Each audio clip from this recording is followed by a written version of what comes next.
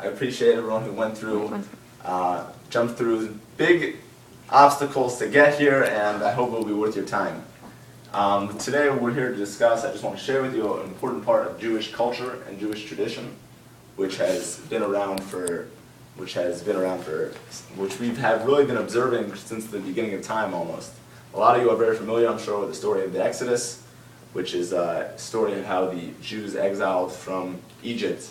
And a lot of the details of the story are very popular. However, there's a special emphasis that the Jewish religion places on the Exodus, and I just want to sort of relay that to you and how that plays into Jewish culture.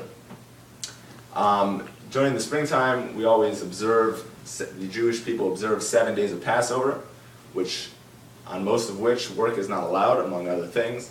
But one of the most special things about the Passover, the time of Passover, is on the first night when there's a Passover, what's called the Passover Seder.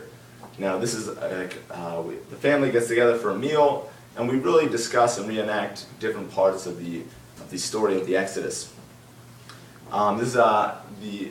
You can tell how big of a role this plays in Jewish tradition, as even those who are fairly limited in their exposure to Judaism and in the religious tradition still come together to celebrate this time. Amongst the things of what we do is we get together and we sort of reenact the story a little bit. We're all familiar with how the Jews were afflicted and put to work, persecuted by the Egyptians for a number of years, and then God, through the 10 plagues, came and coerced almost the Egyptians to let the Jews out of Egypt. Once the Jews left Egypt, after the 10th plague, which all the firstborns were killed, and the Jews were hastening to leave Egypt, and here we come about one of the most important parts of Passover, which is that the Jews were baking bread before they left Egypt, and their bread did not hasten to bake in time, and therefore they were left with what we call flat bread, or what the Jewish people call matzahs. Now, the significance of these matzos, as we can see here, these flat breads, which we eat for 7 days, is that it sort of recognizes the haste in which we left Egypt, and this is actually one of the commandments of Passover to eat these flat breads. Now, part of what these flat breads, the way they're baked, there's a specific regimen for how they have to be baked. They have to be baked in less than 18 minutes. And actually, Jews are not allowed to eat leavened bread for the entire holiday of Passover as a reenactment and recognition of the fact that God took us out and the haste He took us out in. Amongst other tradition that we have is to drink 4 cups of wine. In general, the theme of Passover, based on the fact that this is when God made Himself revealed to the Jews. So one of the important themes that we have of Passover is that we act like free people and like rich people. So amongst this, we have a lot of wine.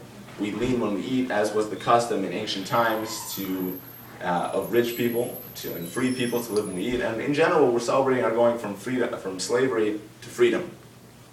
Amongst what we do is we go through what's called the Passover story, the Passover Haggadah, which is a compilation of different liturgies, we would call them, about what happened in ancient times and different ancient stories and how our ancestors have observed the holiday. Actually, personally speaking, I have some commentaries from my own ancestors, my great-grandparents, who wrote commentaries about the Passover story. As we can see, we can pass them around so those can take a look at them. And it's just a very huge part of the Jewish culture. Now, we've been celebrating Passover since the beginning of time. The Talmud, which is the ancient oral tradition, actually has quotes stories of those who have been the Jewish people observing Passover since the beginning of time, and we still do it the same exact way they observed it in thousands and thousands of years ago until today.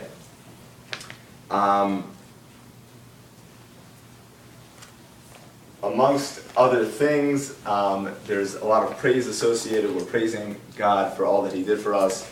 And it used to be in ancient times, they would roast what's called the Passover sacrifice.